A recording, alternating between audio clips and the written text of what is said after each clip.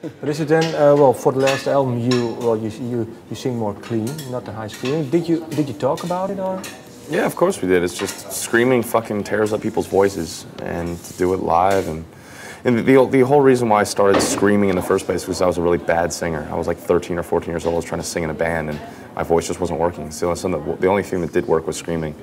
So I did that for years and years, and added some singing. Finally, my voice got to a point where I wanted it to be, and I could do it on its own. And it's still getting better. You know, that's not the end of it. You know, the way they sound at Crusade is definitely not even the way they progressed up until now, because you practice every day, practicing being the shows, and they get strengthened just as a guitar player would.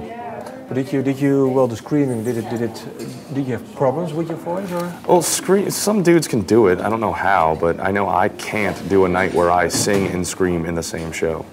You know, it uses two completely different parts of your throat. Some people can do it, and all the power to them, but that shit wears on you. It does. I could do it in the studio, no problem at all, as long as I don't have to sing the next day. Do you know that now you sing more? Is it then screaming that you have to practice? Well, no, not at all.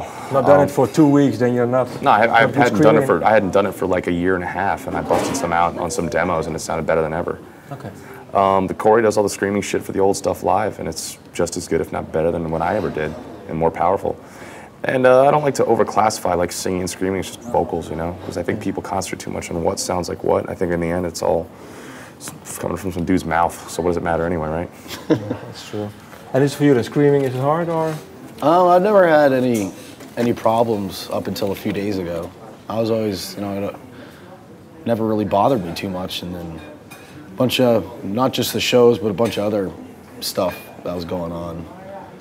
Like, I lost my voice for a few days, and I'd have to still scream, so it was pretty rough. It took a while to kind of get.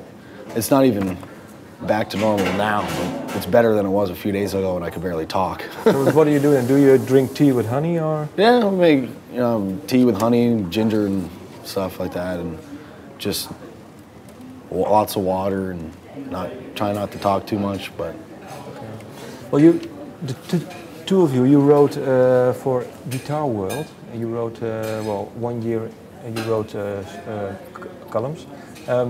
How did it go? Did you who wrote, or did it? We both did 50-50 for the whole year. 50-50. And how was it? Was it nice to write about?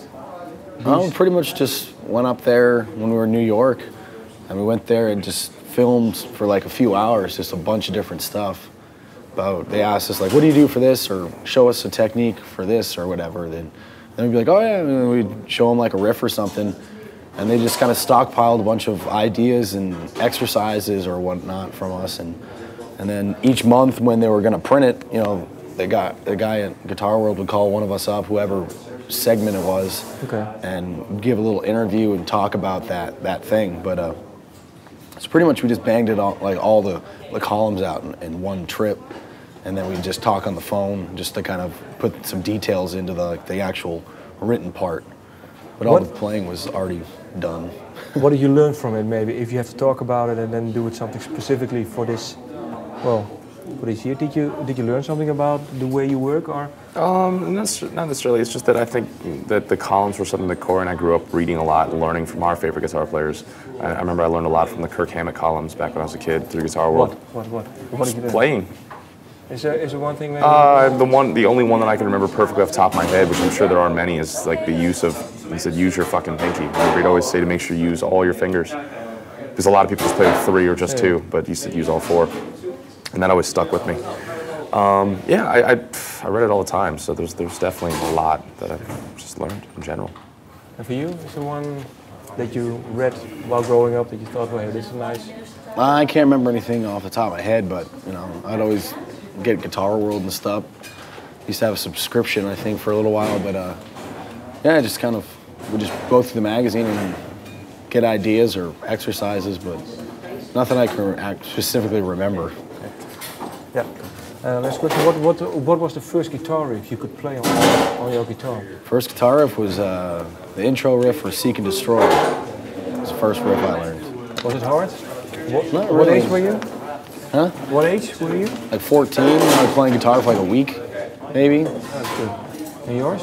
I was 11. It was Big Me by the Foo Fighters. Okay. And you still enjoy those riffs, or? I can still play it. Never forgot it, but I can still play it. I love the Foo Fighters. So. Well, thank you. Awesome, man. Thank you. Thank you. Sorry again about the late start. Thanks.